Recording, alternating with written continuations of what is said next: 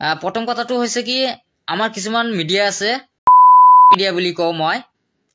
ভাল মিডিয়া নহয় সেইটো মিডিয়া বুলি কোৱা হয় মিডিয়া বিলাক কি কৰে জানেনে হয় মিডিয়া বিলাক ক'ত কিবা এটা যদি ভুল হয় নেগেটিভ সেইবিলাক ভাইৰেল কৰিব কৰি মানুহৰ মাজত বিভাজন লগাই দিব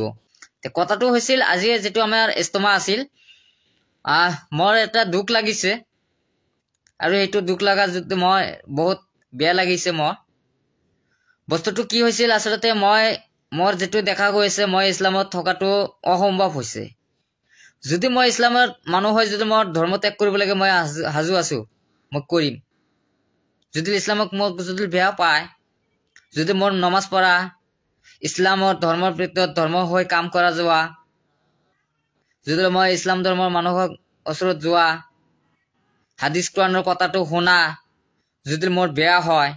তেনে মই এটো বাদ দিম মদ খোৱা থাকিম মদ খাব লাগিব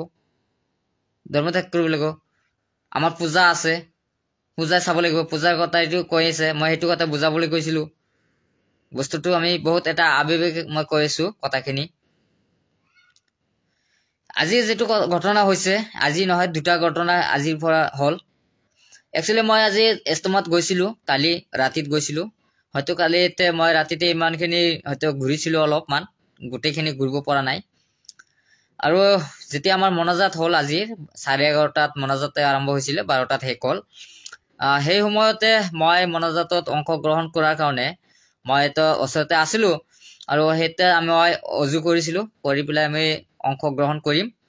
আৰু সেই সময়তে কিছুমান অদ্ভণ্ডামি কিছুমান লৰাই মোৰ লগত হলস্থুল পৰিবেশ সৃষ্টি কৰিলে তেতিয়া মোৰ অলপ বেয়া লাগিলে আহি বিলাক মানে কিবা কিবি কৈ থাকিছে তেতিয়া মই অকলমান খং হৈছিল যে মই প্ৰথমত কৈছিলো যে তোমালোকে মনাজাত ধৰক মনাজাতৰ টাইম হৈছে এটা মনাজাত হ'ব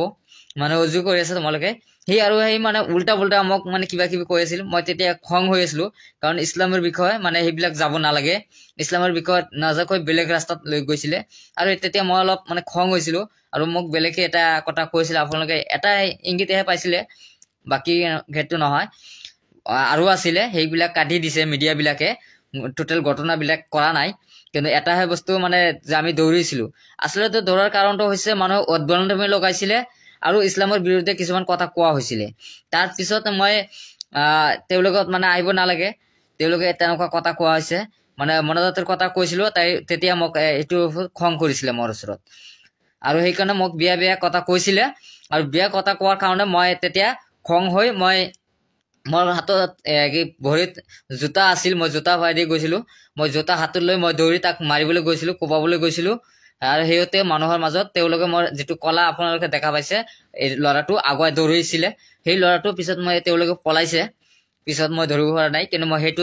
তাক মাৰিবলৈ কোবাবলৈ কাৰণে গৈছিলো আসলে মই শিক্ষাটো কৰি দিলো যে ইছলামত কি চলে কি নচলে হেতু আমি দেখুৱাই দিব গৈছিলো তেও ইছলামৰ নামত অপপ্ৰচাৰ চলাবলৈ গৈছিলে আৰু অপপ্ৰচাৰ চলা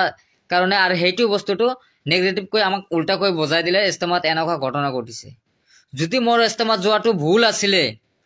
আৰু ইছলামত যদি হেতু আছে যে নহয় ইছলামত নামাজ পঢ়িব নালাগে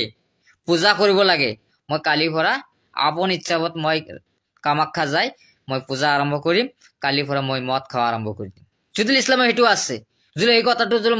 মই ধৰ্ম বিষয় যদি কোৱা মই মনাজাত ধৰিবলৈ গৈছিলো যে মনাজাত বয়ান কৰি আছিলে বয়ান শুনাৰ কাৰণে কৰিছিলো আৰু হেতু যদি মোৰ ওপৰত মোৰ লগত অদ্ভণ্ডামি কৰিছিলে তাৰ পিছতহে ভলান্টিয়াৰ সকলে আহিছিলে মোৰ যেতিয়া দৌৰিছিলো তাৰ অকলমান পিছতে ভলান্টিয়াৰ বিলাক আহি মোক তাৰপিছত কনসিডাৰ কৰিলে কিন্তু আমি যেখিনি আমাৰ ঘটনাটো ঘটিলে সেইবিলাক কোনো ধৰণৰ গুৰুত্ব নিদিয়াকৈ ডাইৰেক্টলি আমাক একচেপ্ট কৰিলে বেলেগ ঠাইত লৈ গলে কিন্তু মই এটা স্পষ্ট পোৱা গলো যে আমি এটো কথা ক'ব বিচাৰো যে মই কোনো ধৰ্ম অনুষ্ঠানত যাব নোৱাৰো সুগলি যদি সুগলি অধিকাৰ নাই ধৰ্ম অনুষ্ঠানৰ কাৰণে তাহলে ধৰ্ম কৰি কি লাভ মই ধৰ্ম নকৰিম তেনেহলে যদি মোৰ অধিকাৰ নাথাকে মই ধৰ্ম কৰি কি লাভ মই যদি যোৱাৰ কাৰণে যদি বিতৰ্ক হয় তৰ্ক বিতৰ্ক হয় যদি ইছলামৰ কথা কোৱাতে যদি আমাৰ তৰ্ক বিতৰ্ক হয় মই নাযাম কি কথা আছে